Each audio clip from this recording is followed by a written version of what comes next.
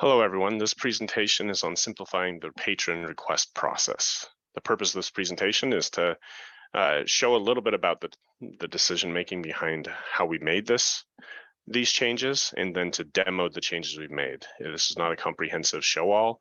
It's really going to be just a demonstration of what we've done.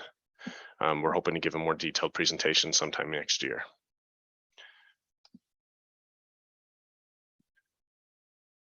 So just to introduce myself, I am Justin Johnson. I am the Patron Services Librarian at the Harold B. Lee Library at Brigham Young University. I have been working in resource sharing for the last 11 years. I started as the Interlibrary Loan Lending Supervisor back in 2011 and have kind of worked my way up to where I am now, where I oversee the department that all of our resource sharing is under. Just some background on our library. We serve a undergraduate population of over 30,000 students, and we average about 20,000 borrowing requests per year. And the two systems that we primarily use for our resource sharing are ILLiad and Rapid. So just some quick context background about how we kind of established this process of reviewing our services and making changes. So this discussion actually started about 10 years ago. We've been using the same ILLiad web pages for about 8 years with our minor changes. They had a very restrictive language. They just really didn't fit what we were trying to do service-wise.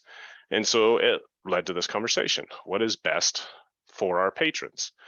And it led to a desire to shift when we're asking this question from what we as the professionals fulfilling the requests think is best for the patron to more soliciting and receiving feedback and listening to what patrons say they want.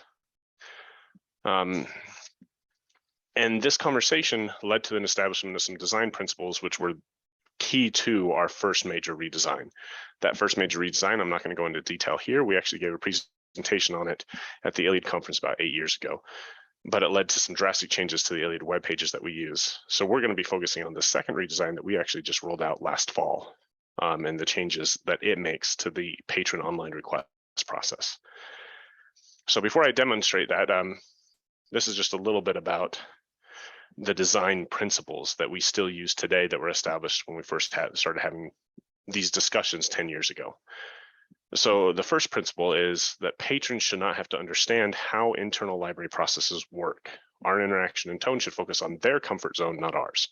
So again, this is just a reiteration of how we said of shifting from what we thought they need to shifting to what they need.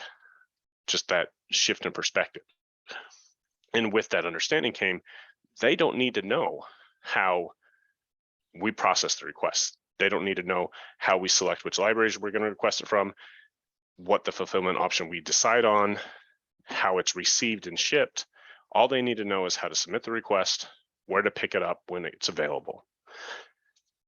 And so just removing, I guess there wasn't a need to show behind the curtain because they don't need to see that. The second principle is focusing on the needs of the 95% versus exceptional or edge cases. This was actually a very heated conversation because primarily when we're processing those edge cases take up the majority of our work. But for example, what this led to is like limiting of fields for information. ILLiad has a lot of fields that you can provide, like if we use a physical book for an example, they can provide the title, publisher, date, edition, author, etc. on down. But realistically, we only need one or two of those fields. And what we saw is that in user testing, providing all the fields, even though it wasn't required that all the fields have information, it was still daunting to first-time or infrequent users, which is 95% of our cases.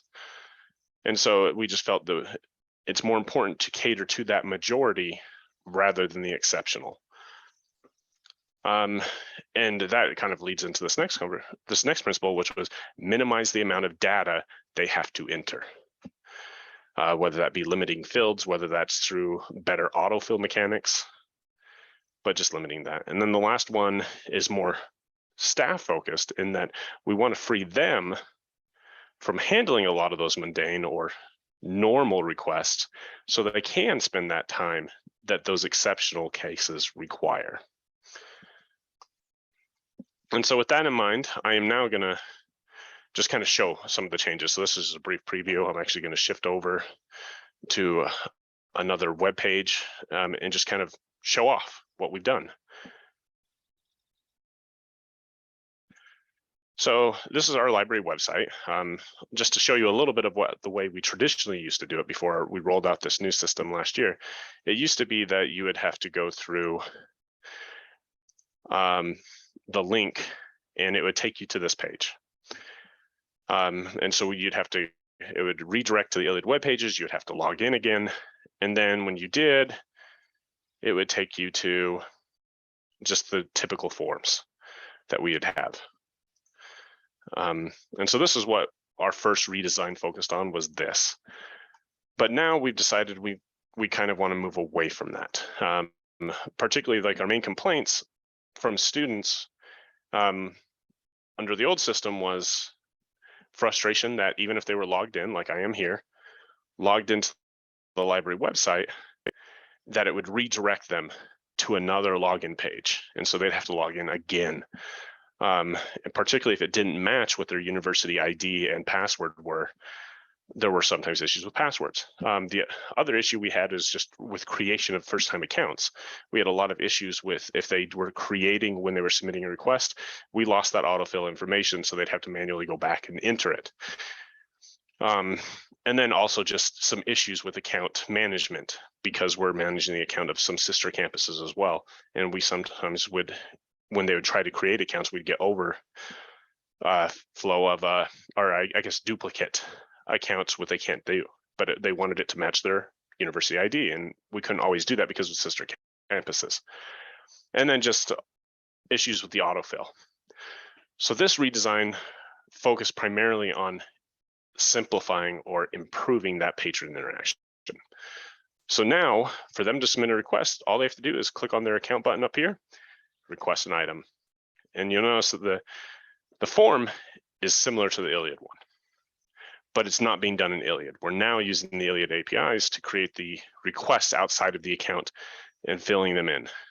We're using university records to create their ILLiad accounts outside the system as well, so that we can create these requests for them and they don't actually have to go to the ILLiad web pages, which provides a benefit, particularly because like when we first started having this conversation, there was a lot of discussion about, are we shifting over to a new platform, Tapasa?